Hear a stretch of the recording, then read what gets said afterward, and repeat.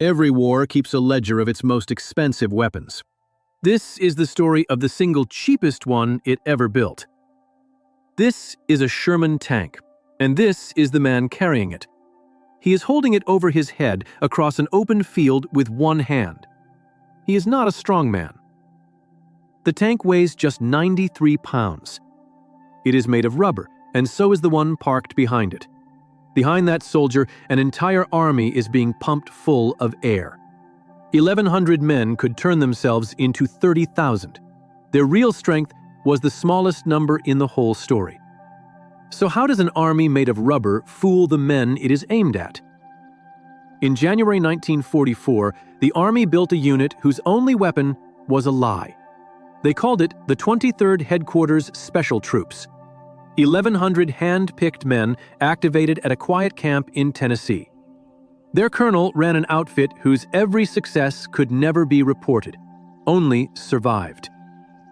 Now, you would expect commandos, hard men, trained to kill. Instead, the army handed rifles and rubber to ad men and painters. They recruited straight from the art schools of New York and Philadelphia.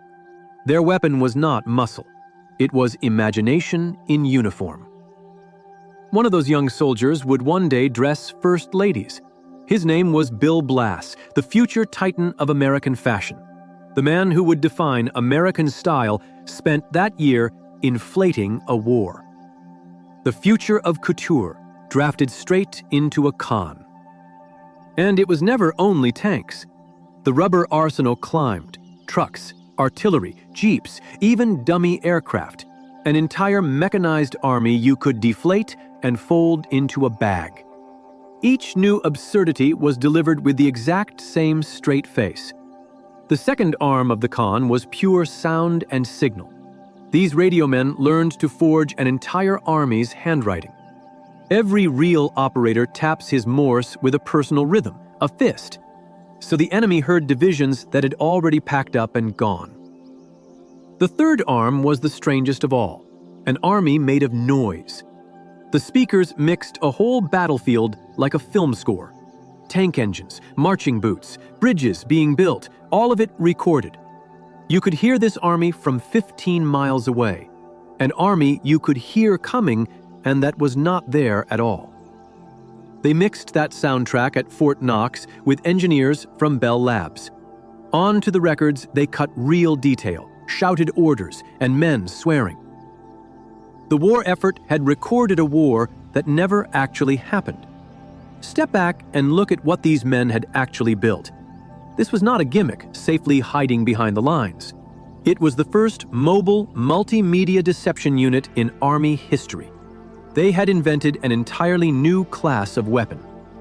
And they even faked the footprints. Bulldozers carved fresh tank tracks into the open ground. German aerial cameras dutifully photographed proof that armor had passed. They had forged the past tense of an army. Then the whole theater turned human. Men sewed on the insignia of whatever division they were pretending to be. Others played phony generals, working the cafes and bars of French towns. It was, in effect, a public relations campaign fought with live actors. They loudly discussed a division that existed only in their conversation. To make an empty field look lived in, they dressed the entire set by hand. Cooking fires smoked at dawn, water points bubbled, and washing hung out to dry. A muddy stretch of nothing, staged to look like the home of thousands of men. It is the small domestic detail that a suspicious enemy eye finally believes. But behind all that rubber and noise stood one very thin, very real edge. Just 168 men in the whole unit carried real weapons. They were the only ones who could actually fight if the bluff ever broke. Lightly armed artists, with a panzer line waiting on the far side of the trick. From here on, every deception carried a real and rising price if it failed. In August 1944 came the first true test at Operation Brest. For the first time, all three arms of the con fired together at once. Sight, sound, and signal layered so tightly no single observer caught the seam. Everything they had built was riding on one question: would the enemy actually move? It worked. The Germans wheeled real anti-tank guns around to meet the phantom attack. They moved live steel and trained crews to fight an army of rubber and sound. For the first time, the Bluff had paid a real, measurable dividend. Then the stakes climbed to their most dangerous height, near a town called Bettembourg. A real gap had torn open in the American line, 25 miles wide. 500 men were ordered to fill it by pretending to be 8,000. They inflated a whole armored division across the hole and dared the enemy to test it. One patrol, one lucky shell, and the whole paper wall could fall. This was the one bluff that simply had to hold. The deception was planned to last just 2 days. It was forced to hold for 8. Every extra day was another card drawn from a deck that could turn. 2 days of held breath stretched into 8 full days of it. They kept the fires burning and the fake radios chattering through the dark. And with every dawn, the odds of being discovered crept a little higher. As the fake division ground into its second week, one sergeant kept a diary. He was an ordinary man recording an extraordinary strain day by day. On the 21st of September, he wrote a single short line. Enemy patrol reported about 3 or 4 miles away. 9 plain words with no fear written into them at all. And here, the comedy has to stop for a moment. Because this harmless-looking trick was run inside real artillery range. Back at Brest, the con had worked a little too well. Real American tanks rolled into the exact spot the ghosts had built up. 5 of them were blown apart, and their crews were killed. The Bluff, it turned out, had a body underneath it. The American general whose line the ghosts were saving knew how thin it was. In a private letter home to his wife, he quietly confessed the danger. There was one rather bad spot in his line, he admitted. It was being held, he wrote, by the grace of God and a lot of guts. One of the fiercest generals of the war was praying the enemy could not count. And, held by paper and nerve alone, the line somehow held. By March 1945, the ghosts were ready for their masterpiece. It was called Operation Viersen, staged along the banks of the Rhine. The Rhine was the last great barrier before the German heartland. Crossing it was the most dreaded operation left in the entire war. So the ghosts built the biggest bluff they had ever attempted. 2 full divisions, 40,000 men conjured out of rubber and sound. More than 600 dummy vehicles were inflated across the fields overnight. Their speakers broadcast the sound of a pontoon bridge being built. The whole point was to make the enemy look the wrong way. And then came the reveal that proves this entire story true. This was not a claim the Americans ever made about themselves. A captured German document in the enemy's own hand laid it bare. The German command had expected the Allied crossing. They expected it at the exact point the ghosts had faked. The fake army had fooled the German high command in writing. On the biggest stage of the Western Front, the Bluff had held completely. Because the enemy was looking entirely the wrong way, the Great Crossing became almost bloodless. The American Ninth Army crossed the Rhine, the single most feared obstacle of the war. They crossed that terrible river at the cost of only a few dozen men. An operation everyone expected to cost thousands had cost almost nothing at all. Military estimates put the deception's total savings deep into the thousands of lives. Somewhere between 15 and 30,000 men, though the exact figure will never be known. Fathers and sons and brothers who walked home because of a truckload of painted rubber.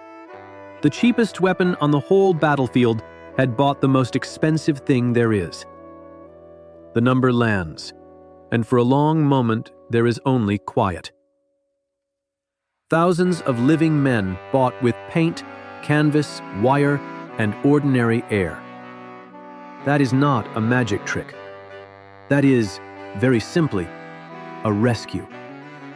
And almost no one alive has ever heard a single one of their names. So let us finally draw the whole thing out, plainly, as a single receipt. On one side, the cost. A few hundred artists and 1 truckload of rubber. On the other side, the return.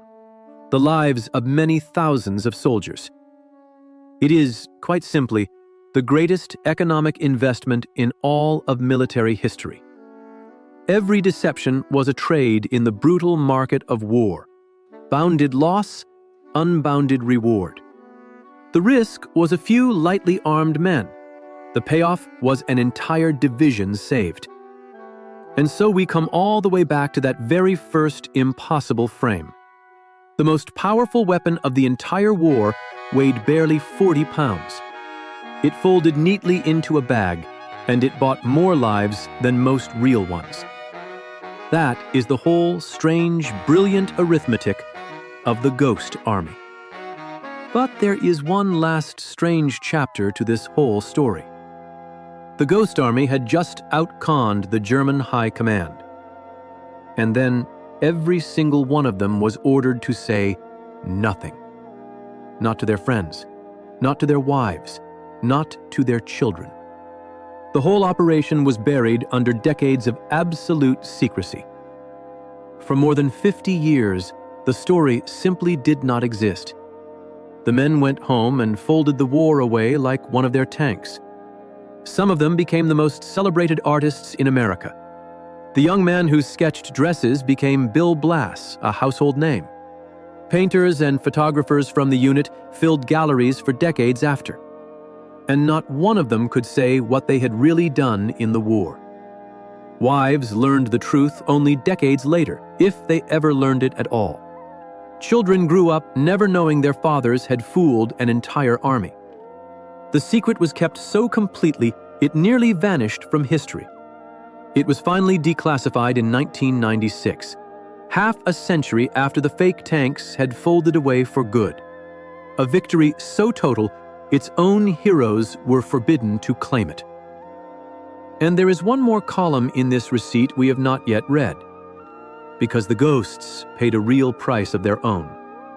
Across more than 20 operations, they were never untouchable. 3 of them were killed. About 30 more of them were wounded. It is a small number set against the thousands that they saved, but every name in that small column was a real man. Men who died running a bluff inside the range of real guns. The artists who faked a war paid for it in genuine blood. No inflatable tank ever brought a single one of them back. That is the true cost, and it belongs on the ledger too. For 50 years, the world owed them a debt it did not even know about. Then, slowly, the long-buried story began to surface. A book here, a documentary there, a veteran finally free to speak. A few of them lived just long enough to be believed. They spoke of rubber tanks and loudspeakers, and people listened, amazed. And in 2022, their country finally caught up with them. The handful still living were awarded the Congressional Gold Medal, the nation's highest honor for a war they had fought in secret. Most of them were already gone by the time it came, honored at last for a victory they were never allowed to describe. It is worth sitting for a moment with the sheer strangeness of it. An entire army defeated by a few hundred people with paint and rubber. The smallest, silliest-looking thing on the field produced the largest result. So here, in the end, is the whole story in a single line. The most powerful weapon of the war weighed 40 pounds and folded into a bag. And it bought more lives than most real ones ever did. A few hundred artists, a truckload of rubber, and thousands of men who came home. The cheapest thing on the whole battlefield proved to be the most valuable. That is the strange, honest ledger of the Ghost Army. A war quietly bent in one place by imagination and air. They asked for no credit, and for 50 years received exactly that. But the men they saved walked home, and their grandchildren are here because of it. See you next time.